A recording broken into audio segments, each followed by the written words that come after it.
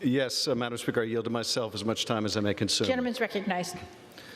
I thank my colleague, Chairman Nadler. I thank him for the extraordinary job that he has done as Chairman of the Judiciary Committee and throughout these difficult proceedings. Madam Speaker, my colleagues, my fellow Americans, I rise to support the impeachment of President Donald J. Trump. When a man, unprincipled in private life, desperate in his fortune, bold in his temper, possessed of considerable talents, having the advantage of military habits, despotic in his ordinary demeanor, known to have scoffed in private at the principles of liberty, when such a man is seen to mount the hobby horse of popularity, to join in the cry of danger to liberty, to take every opportunity of embarrassing the government, the general government, and bringing it under suspicion, to flatter and fall in with all the nonsense of the zealots of the day, it may justly be suspected that his object is to throw things into confusion, that he may ride the storm and direct the whirlwind. These are the words of Alexander Hamilton, written in 1792. Could we find a more perfect description of the present danger emanating from 1600 Pennsylvania Avenue?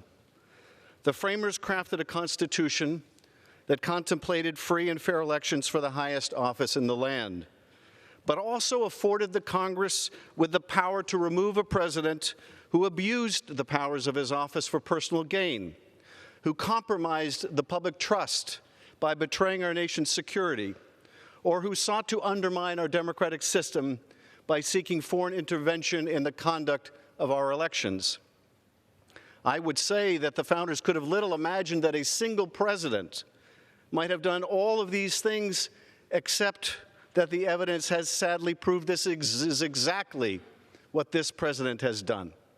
Hamilton, among others, seems to have predicted the rise of Donald Trump with a staggering prescience. Having won freedom from a king, the drafters of our Constitution designed a government in which ambition was made to check ambition, in which no branch of government would predominate over another, and no man would be allowed to be above the law, including the president, especially the president, since with whom would the danger be greater than with the officer charged with being our commander-in-chief? Over the course of the last 3 months, we have found incontrovertible evidence that President Trump abused his power by pressuring the newly elected president of Ukraine to announce an investigation into President Trump's political rival, Joe Biden, with the hopes of defeating Mr. Biden in the 2020 presidential election and enhancing his own prospects for re-election. He didn't even need the investigation to be undertaken, just simply announced to the public. The smear of his opponent, would be enough. To effectuate this scheme, President Trump withheld 2 official acts of vital importance to a nation at war with our adversary, Vladimir Putin's Russia. The President withheld a White House meeting that Ukraine desperately sought to bolster its standing on the world stage. And even more perniciously, President Trump suspended hundreds of millions of dollars of military aid approved by this Congress to coerce Ukraine into doing his electoral dirty work. The President of the United States was willing to sacrifice our national security by withholding support for a critical strategic partner at war in order to improve his re-election prospects. But for the courage of someone willing to blow the whistle, he would have gotten away with it. Instead, he got caught. He tried to cheat, and he got caught. Now, this wasn't the first time.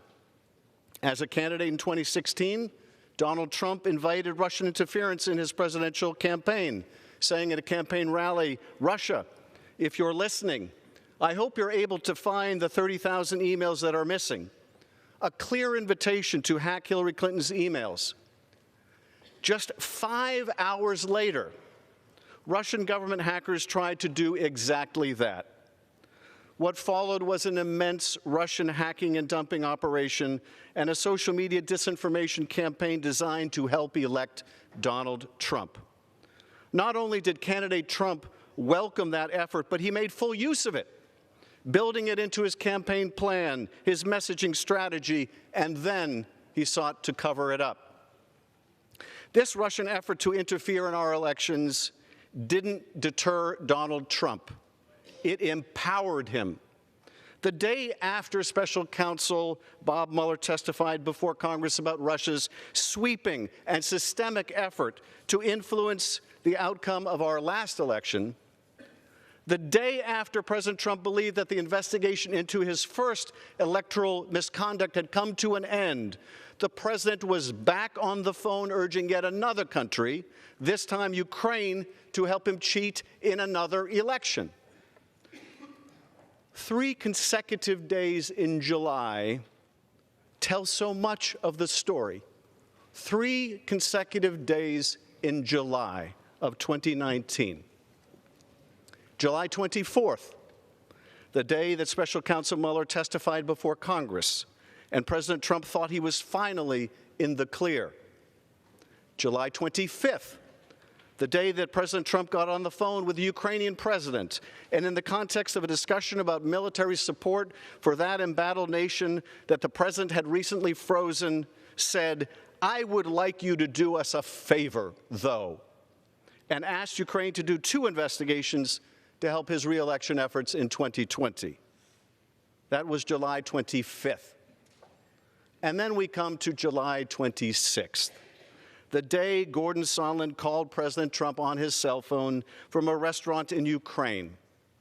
Gordon Sondland, not some anonymous never-Trumper, but $1 million donor to the president's inauguration and his hand-picked ambassador to the European Union. What does President Trump ask Sondland the day after this call? What does President Trump ask?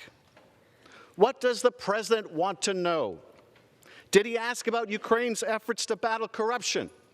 Of course not. Did he ask how the war with Russia was going? Not a chance. On the phone, his voice loud enough for others to hear, President Trump asked Sondland, "So he's going to do the investigation?" And the answer was clear. Sondland assured Trump that the Ukrainian president was going to do it, and that he would do anything you asked him to. If that wasn't telling enough, my colleagues, in a conversation that followed, an American diplomat dining with Sondland asked if it was true that President Trump didn't give a blank about Ukraine. Sondland agreed, saying the president cared only about big stuff. The diplomat noted that there was big stuff in Ukraine, like a war with Russia. And Sondland replied that the president cared only about big stuff that benefits him personally, like the Biden investigation that Mr. Giuliani was pushing. In that short conversation, we learned everything we need to know about the 45th president of the United States. He doesn't care about Ukraine or the impact on our national security caused by withholding military aid to that country fighting for its democratic life. All that matters to this president is what affects him personally, an investigation into his political rival and a chance to cheat in the next election. As Professor Gerhardt testified before the Judiciary Committee 2 weeks ago, if what we're talking about is not impeachable, then nothing is impeachable. Even as this body uncovered the facts of this Ukraine scheme, even as we opened an impeachment inquiry, even as we gathered evidence, President Trump continued his efforts to seek foreign help in the next election. Well, I would think, he said from the White House lawn on October 3rd, that if they're being honest about it, they'd start a major investigation into the Bidens. It's a very simple answer, he said. And he made it clear it's an open invitation to other nations as well, saying China should start an investigation into the Bidens, too. President Trump sent his chief of staff to the White House podium, and he told the world that, of course, they had linked aid to investigations, and that we should just get over it. And even as these articles have made their way to this House floor, the president's personal attorney has continued pursuing these sham investigations on behalf of his client, the president. The president and his men plot on. The danger persists. The risk is real. Our democracy is at peril. But we are not without a remedy prescribed by the founders for just these circumstances: impeachment. The only question is, will we use it? Or have we fallen prey to another evil that the founders forewarned? The excess of factionalism, the elevation of party over country. Many of my colleagues appeared to have made their choice to protect the president, to enable him to be above the law, to empower this president to cheat again, as long as it is in the service of their party and their power. They've made their choice, despite this president and the White House stonewalling every subpoena, every request for witnesses and testimony from this co-equal branch of government. They have made their choice, knowing that to allow this president to obstruct Congress will empower him and any other president that follows to be as corrupt, as negligent, or as abusive of the power of the presidency as they choose. They have made their choice, and I believe they will rue the day that they did. When Donald J. Trump was sworn in on January 20th, 2017, he repeated these words: "I do solemnly swear that I will faithfully execute the office of the President of the United States and will, to the best of my ability, preserve, protect, and defend the Constitution of the United States." Has he lived up to that sacred obligation? Has he honored his oath of office? Has he preserved, protected, and defended the Constitution of the United States? The uncontested evidence provides the simple yet tragic answer: he has not. In America, no one is above the law.